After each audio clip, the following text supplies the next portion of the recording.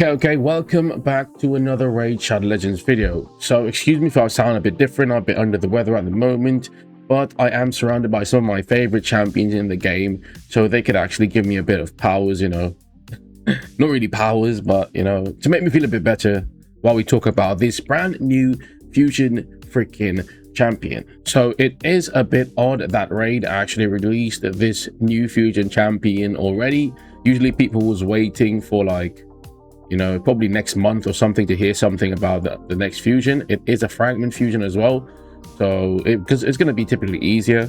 So we can expect in this video, we're going to break down his kit in a way where everyone could understand what he actually does, where he's going to be used, how is he even good, and most important, should you even go for this fusion. Okay, so I am surrounded by the man, the myth, the legend. His name is Hamir Skoldai. Okay, Hamir, right? So he is part of the Ogryn tribes. He is a legendary champion as well, right? But he's really unique. So once we get down into his kit and break it down, you guys are going to understand what I actually mean.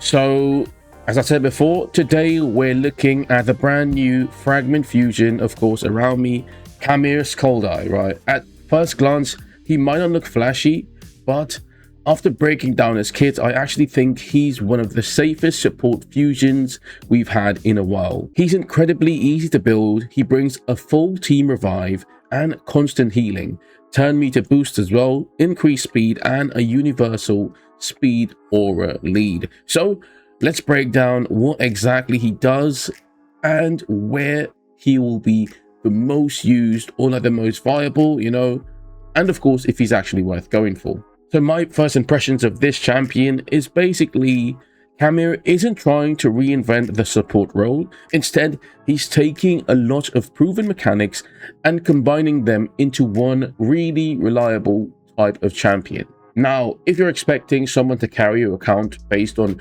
crazy damage, unique debuffs, and insane mechanics, he is not going to do any of those things. Right, what he does do though is keep your team alive, and honestly that's exactly what a lot of accounts are gonna need, which is kind of making him, in my opinion, age really well in the days of Raid to come. So this is probably one of my favorite things about his design. He does not need accuracy, he doesn't need attack, he doesn't really need crit rate, he doesn't need crit damage. Literally every part of his kit scales from taking more turns and having insane amounts of HP. That means you're basically just stacking speed, HP, defense, probably resistance if you can squeeze it in would be really crazy as well. But every point of HP makes him even more tankier, and of course increasing his healing capabilities on the entire team. And I think that's as easy as it will get when it comes to trying to gear one of these legendary champions out here. His A1, his default skill, he attacks twice, right? Each hit heals your entire team by 5% of his max HP. Since it attacks twice, that means 10% of healing on the A1. So if you build him with around 100,000 HP, which is kind of ideal, you're healing for roughly around 10,000 HP. And every time he uses his default skill as an attack, that's going to be more healing. So that's actually really respectable for a basic skill. The other part of the A1 restores destroyed max HP. Now that is definitely more niche than just healing, so you mainly notice that against bosses like Scarab King and certain Curse City bosses or encounters, obviously where maximum HP gets reduced, it would obviously be crazy there, but outside of those fights it probably won't come into play that very often.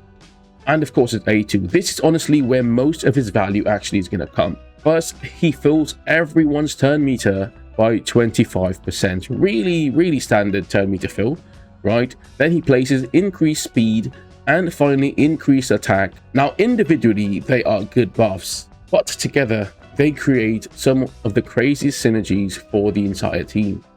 In other words, they create something that's really important: tempo.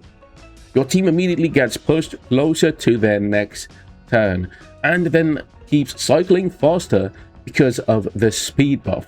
So more turns typically means more damage, more healing, more debuffs, more cooldowns coming back up, And of course, this skill is booked up to a 3-turn cooldown. So you'll have a really solid uptime throughout those longer fights, which brings us to its A3.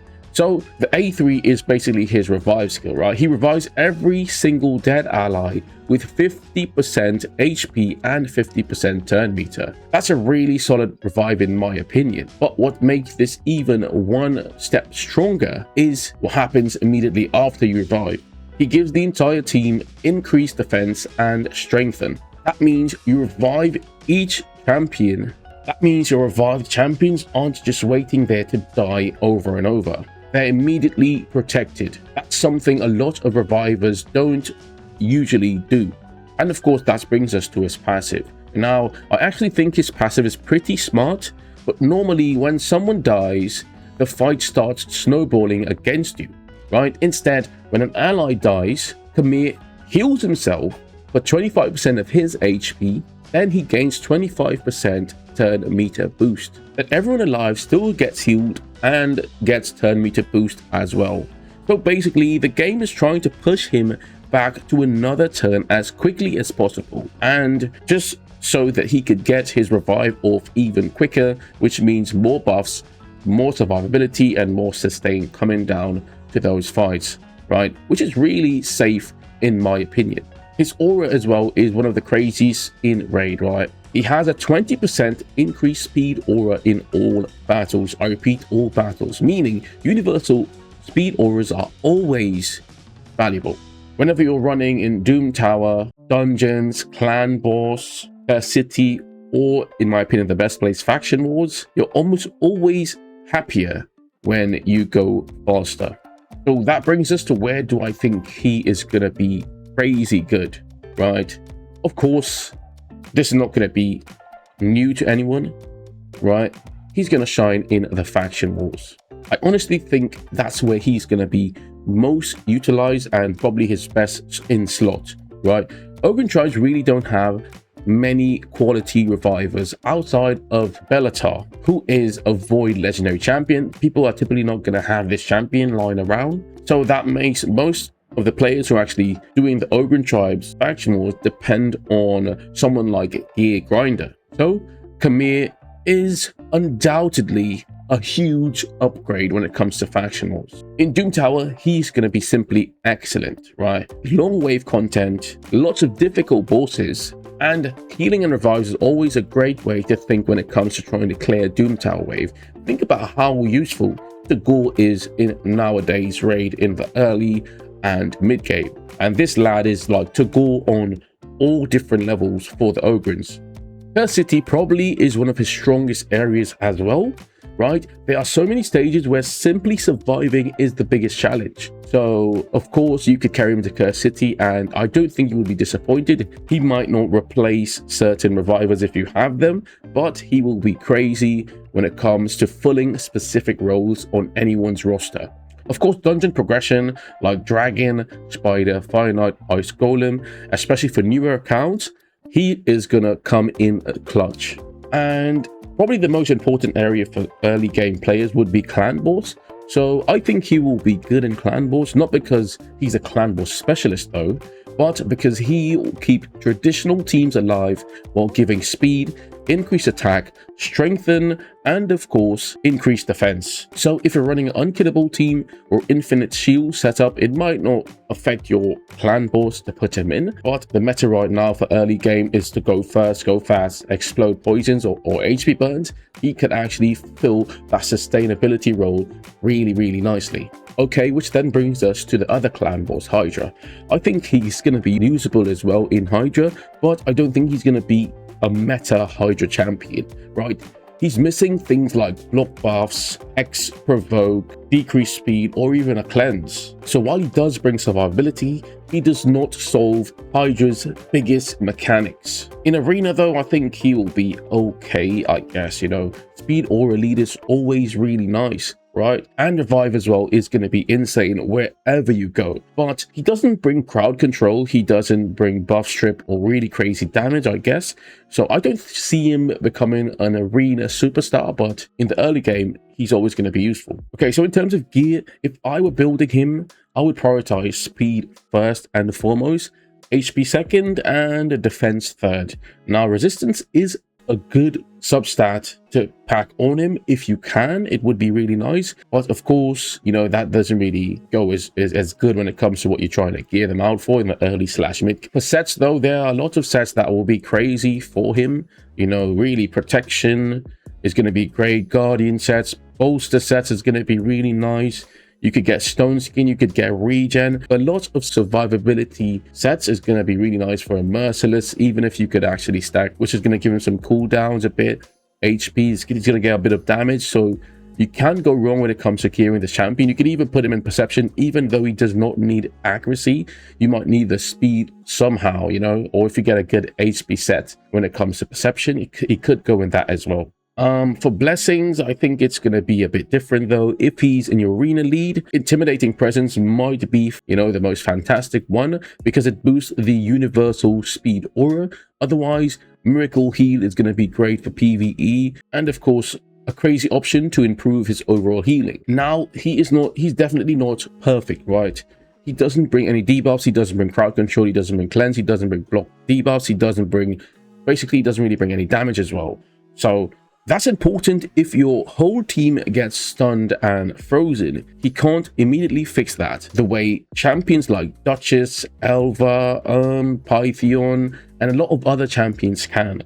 So I do think he is worth it.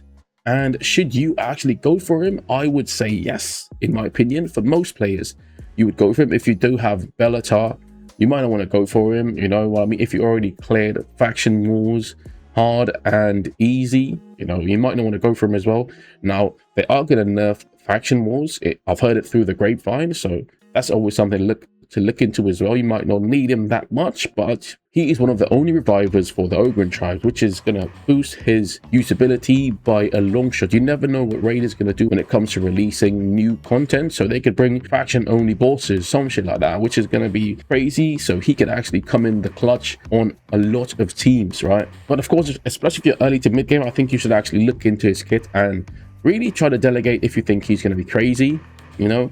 So a champion like this is easy to build with a full team revive. He constantly heals, he turn meter boosts a lot, he increases speed, and of course the universal speed aura is going to find a place on a lot of accounts. And of course this looks like one of the safer fragment fusions we've had in a while. So our final verdict is overall I'd put Hamir Skull Eye somewhere around 8.5 to 9 out of 10. You know, as in terms of PvE support, he's not flashy, he's not going to break the game, and he probably won't redefine any endgame teams, right? But that's not what he's trying to do.